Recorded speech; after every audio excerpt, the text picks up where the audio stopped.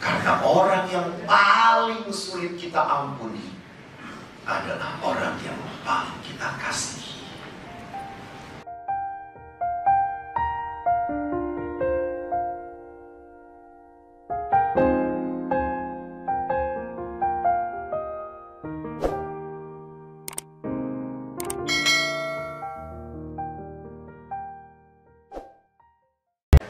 Sakit bisa menjadi cobaan pada saat orang yang menerima sakit itu makin marah kepada Tuhan.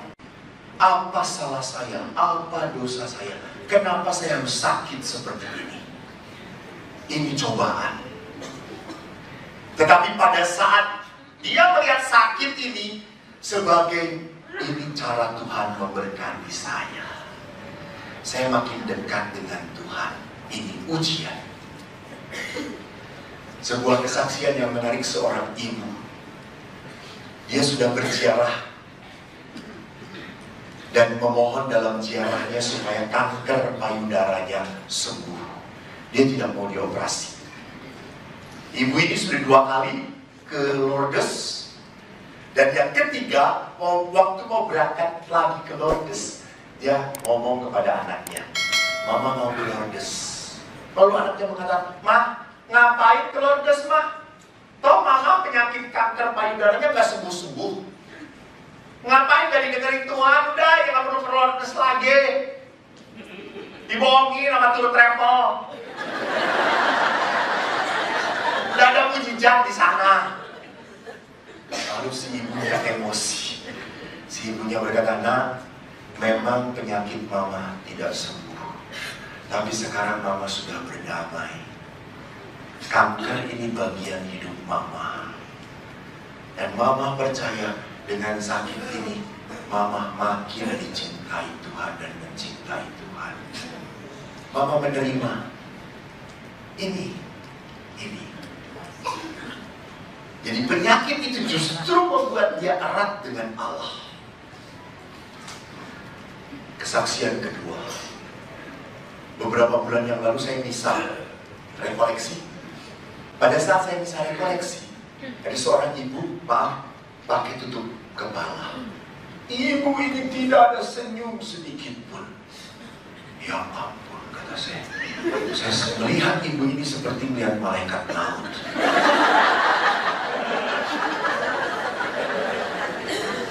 Saya salam dia.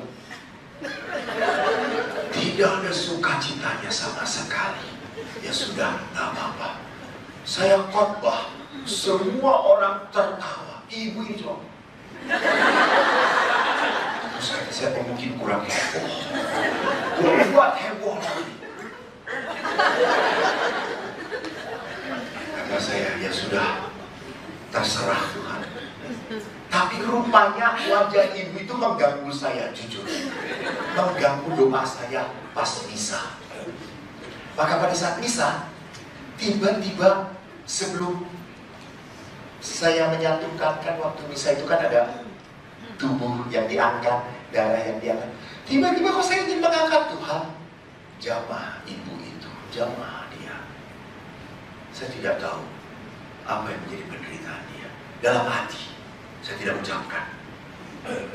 Setelah itu, kemudian saya konsekrasi. Kan maksudnya, inilah tubuhku yang dikurbankan bagimu. Saya angkat, saya melihat ibu terisak-isak, menangis begitu. Lalu sama, pada saat piala juga diangkat, terisak-isak. Selesai misa, ibu itu mendekati saya. Dan ibu itu berkata, "Pastor, terima kasih ya Pastor." Kenapa ibu? Pastor, 15 tahun saya tidak menerima penyakit kanker ini. Saya marah kepada Tuhan. Saya sudah di kemo, sudah di apa-apa, sampai habis rambut saya. Semua usaha tidak berhasil. Kanker ini makin ganas. Payudara saya satu sudah dicabut, sudah ke kedua, dan sudah melebar kemana-mana. Tapi waktu tadi pastor mengangkat, inilah tubuhku yang dikurbankan bagimu. Saya langsung kok merasa ini pun mungkin pengorbanan yang Tuhan minta dari diriku untuk Tuhan. Maka pada saat pastor mengangkat tubuh Kristus, saya berkata, Tuhan, terima kasih. Saya boleh menderita kanker. Dan ibu tahu, beberapa bulan saya ketemu ibu itu penuh sukacita. Kankernya tidak sembuh, hatinya sembuh. Itu yang lebih penting. Karena kalau setiap orang Katolik ini hatinya penuh sukacita, Omni tidak akan laku. Dokter pun akan jadi pendeta.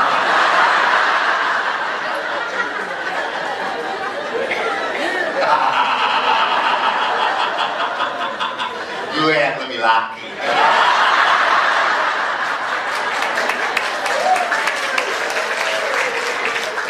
Jadi apa yang saya mau maksudkan, seringkali penderitaan itu begitu berat. Dan artinya bukan fisiknya sebetulnya yang hancur, hatinya yang hancur. Ini yang seringkali digerogoti. Yang lebih susah menyembuhkan adalah menyembuhkan batin. Maka Yesus selalu berkata, dosamu sudah diampuni.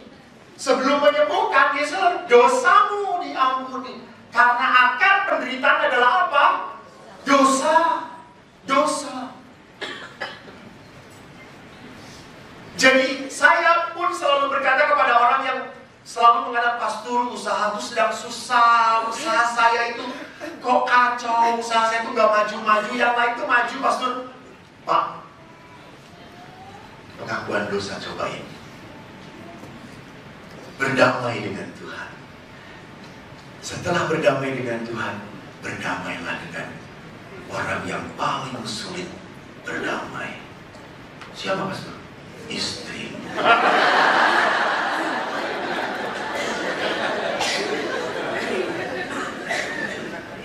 Loh, jangan lupa, perkawinan di dalam gereja Katolik diangkat sebagai martabat apa? Sakramen. Apa artinya sakramen? Tanda keselamatan dari Tuhan.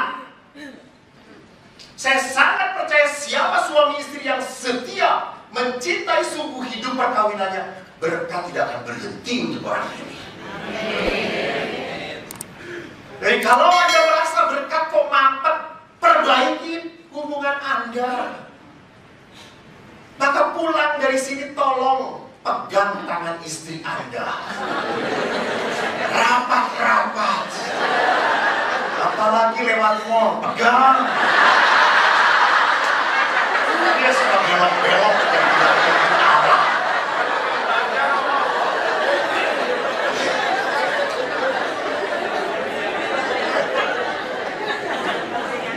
Jadi Bapak Ibu jelas sekali di sini bahwa bedanya antara cobaan dan ujian. Mengerti?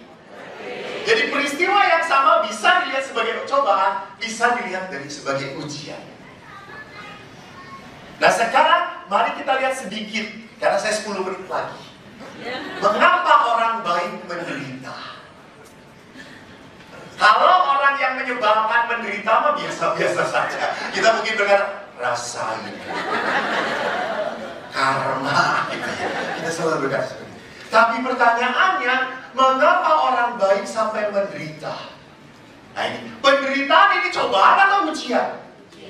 Jangan menjawab, gue juga nggak tahu. Kita lihat dalam kitab suci, jangan main coba-coba. Salah ujian.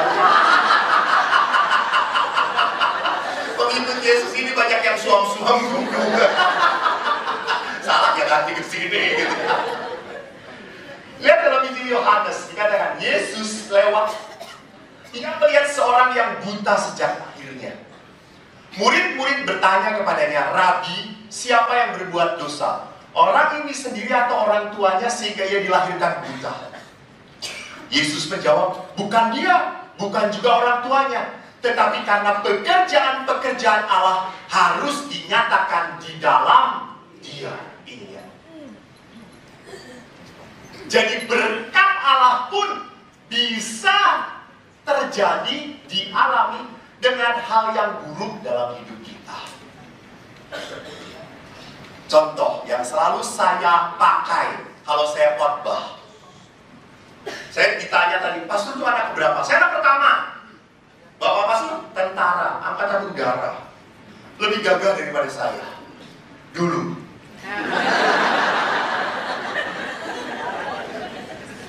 Adik saya 3, adik nomor 2 laki, adik nomor 3, 4 perempuan. Dan ayah ini adalah seorang ayah yang sangat disiplin, dan dia ingin semua anaknya masuk. Anda tahu waktu kecil, kalau anak SMA itu harus masuk apa? IPA, jurusan IPA, membanggakan. Maka itu anak bapak kabeh mlebu IPA. Rumah kele, cah IPA ki utek kene lho. Ya cah IPS kene. Bapak di IPS.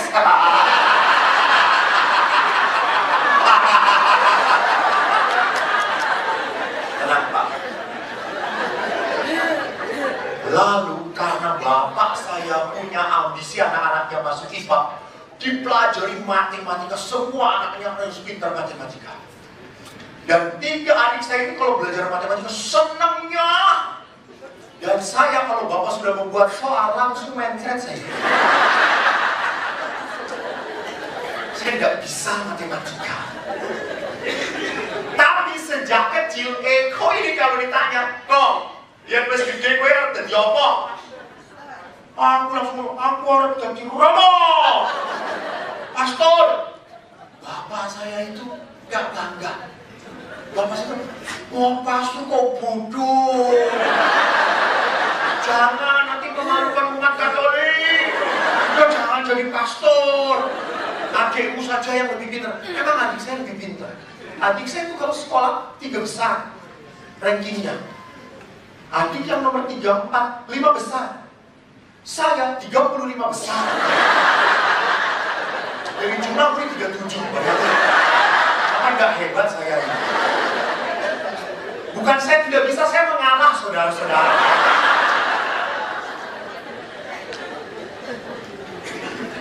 Dan karena begitu, jadi kalau udah ambil rapat, dulu itu kalau ambil rapat kan orang tua toh yang suruh ngambil. Bapak itu kalau ngambil baju tentara pakai pen. Kalau mau ngambil punya adik saya. Tapi kalau udah masuk ke kelas tentu saya pennya langsung ditarik. Karena kalau di sini dia bangga, anaknya siapa dulu. Tapi kalau udah bodoh, bapak itu pernah, kamu ini bodoh kok, bodoh. Terus saya ngomong, ya bodoh-bodoh anak bapak kok. Ya anak bapak tadi bukan keturunan bapak. Terus keturunan siapa? Ibu. Lalu ibu bodoh, bapak bodoh. Ibu, lalu ibu, ya udah saya bodoh. Karena saya bodoh, saya kawin dengan bapakmu.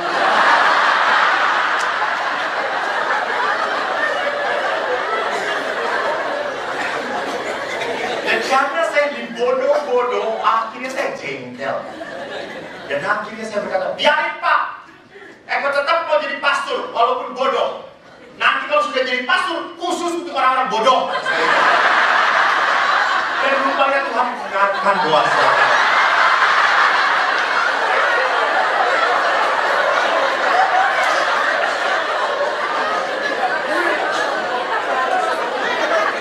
Loh, itu kesimpulan ibu. Kalau jadi umat Katolik jangan terlalu sensitif.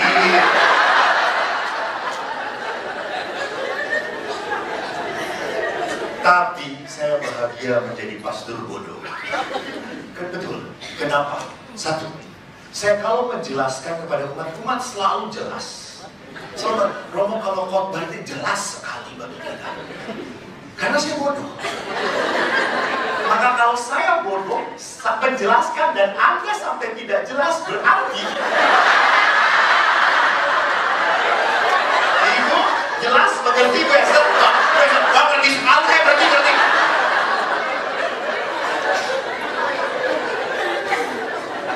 Jadi lihat kebodohan itu anugerah atau berkat? Ya sama aja. Gue bodoh sih salah. Anugerah atau musibah? Anugerah. Tuhan tahu. Dan saya SMA satu-satunya anak bapak yang masuk IPA. motornya. Dari tadi tunjuk, sekarang bodoh. Iya. Kenapa?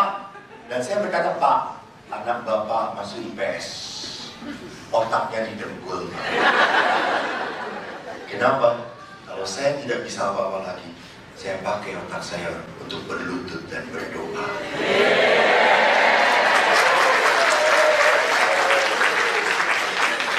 Jadi lihat, kekurangan dalam hidup saya adalah tempat bagi saya untuk mau mengandalkan Tuhan. Bukan kekurangan itu menjadi beban. Maka bagaimana supaya saya bisa melihat setiap kehidupan di dalam batas-batas kehidupan menjadi berkat. Saya punya batas kehidupan loh, jangan lupa. Tubuh kita makin lama makin rentah. Saya tidak mendoakan, misalnya lift Omni ini mati. Kita 6 lantai. Saya yakin beberapa ibu-ibu sampai sini baru jam 9 malam. Baru satu langkah,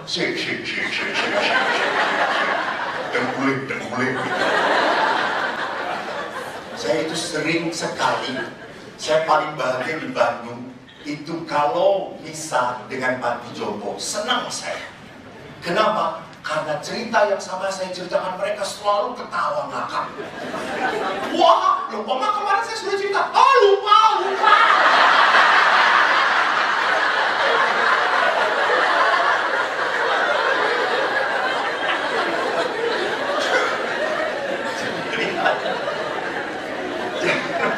Jadi Bapak Ibu jangan pernah lupa, ada kemampuan kita yang makin lama makin menurun.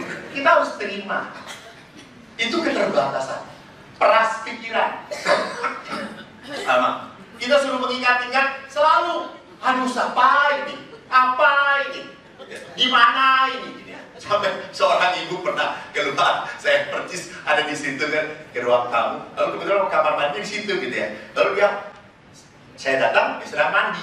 Kalau saya ngobrol dengan suaminya, lalu dia keluar, kan baru kalau perempuan kan selalu pakai cap, shower cap. Celana dalamnya yang di sini. Aku ini keluar, si bapak,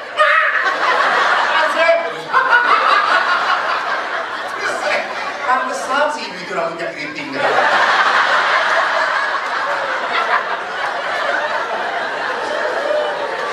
Kalau mau silakan praktekkan. Jadi apa? Tata pikiran kita sudah mulai hilang. Seringkali tak memori lama, tak memori dekat, mudah sekali hilang. Perasaan kita juga seringkali tak menentu. Kita selalu memikirkan anak-anak kita. Sudah anak-anaknya besar, masih kita khawatir. Setiap anak pulang, pertanyaannya selalu sama ibunya. Nah, kapan kawin? Ini yang membuat anak jadi malas pulang ke rumah. Karena setiap saat ada, kapan kawin? Kapan kawin? Ma, saya sudah siap kawin, cuma yang belum siap pasangannya. Jadi ini perasaan kita yang membebani kita. Maka kalau kita menumpuk hal-hal penderitaan ini, terakhir, karena panitia sudah begitu kepada saya. Yesus menawarkan apa? Apa misi Yesus? Roh Tuhan ada padaku. Oleh sebab itu ia telah mengurapi aku untuk menyampaikan kabar baik kepada orang-orang miskin. Ia telah mengutus aku untuk memberitakan pembebasan kepada orang tawanan, penglihatan bagi orang buta, pembebasan untuk orang tertindas, untuk memberitakan tahun rahmat Tuhan telah datang. Jadi Bapak Ibu, jangan pernah lupa Allah itu datang untuk membebaskan kita. Hanya seringkali kita tidak mau dibebaskan. Kita senangnya membelenggu pikiran, perasaan, kejengkelan, terus kita simpen di sini. Numpuk, bodoh. Ini orang yang tidak berhikmat. Orang yang menumpuk penderitaan, kemarahan, kekecewaan, itu adalah orang bodoh, maaf. Tidak layak disebut sebagai anak-anak Tuhan. tidak layak disebut sebagai anak-anak keselamatan. Karena orang ini tidak mau diselamatkan. Dia menumpuk penderitaan. Maka dua kunci yang saya tawarkan kepada Anda. Saya lewat ini. Let go and let God. Biarkan kepahitan, marah, kecewa keluar dari batin kita. Bahkan Injil Lukas pun mengatakan, ampunilah kami dosa-dosa kami, sebab kami pun mengampuni setiap orang yang bersalah pada kami. Jadi Allah itu mengampuni kita asal kita pun mau mengampuni kesalahan orang lain. Jadi tolong, kalau Anda merasa pastor saya itu punya suami yang menjengkelkan, Bu, ingat, Anda pun istri yang menjengkelkan. Saya pun punya suami itu yang kayak gini. Ingat, Bu, kita pun punya kelemahan. Saya ingat sekali waktu saya ke stasi, saya tinggal di tebing tinggi. Umat kami memang cuma 2.500-an, tetapi stasi kami 52.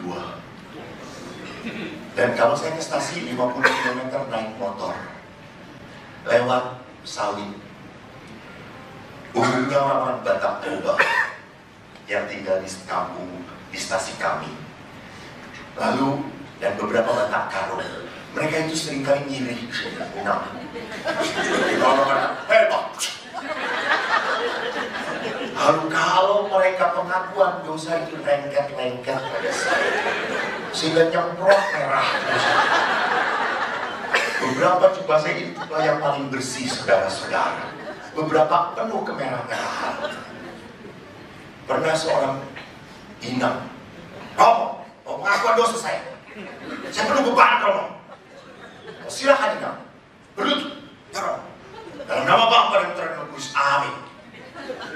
Saya sudah berapa lama ya, saya lupa Romo pengakuan dosa saya terakhir. Saya sudah tua, Romo.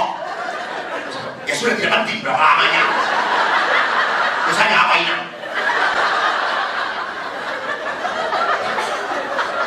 Ini asli seperti ini, bukan dibuat-buat. Karena orang Batak paling tidak bisa berbisik. Karena bisa berisik, ini Batak yang tidak benar lagi. Lalu dia berkata, Bapak masuk. Pengakuan dosa-dosa saya ya. Suami saya itu menjengkelkan pastor. Dia selalu memukul saya, pastor. Dia hobinya merampok, mabok. Kalau sudah mabok, dia teriak-teriak. Dia tidak pernah mengurus anak dan istrinya. Itu dosa saya, pastor. Sekian, pastor. Saya berkata, dengan demikian dosa suami ibu saya ampun. Lalu ibu itu berkata, dosa saya bertambah.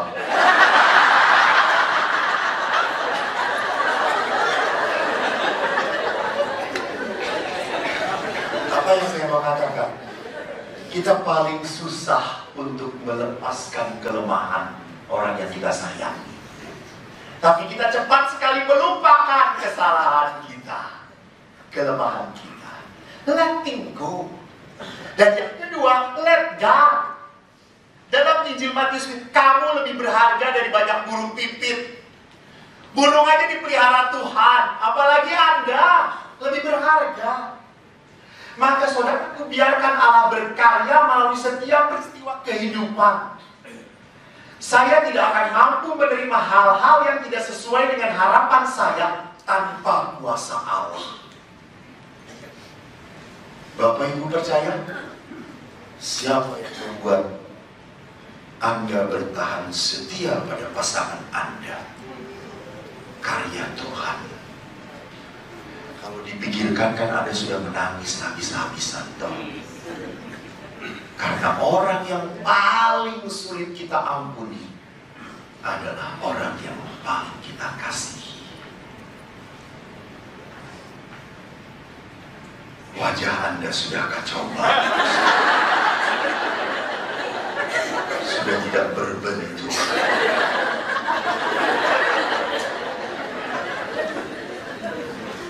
Mari kita siram dahaga akan kebaikan Tuhan melalui perayaan Ekaristi.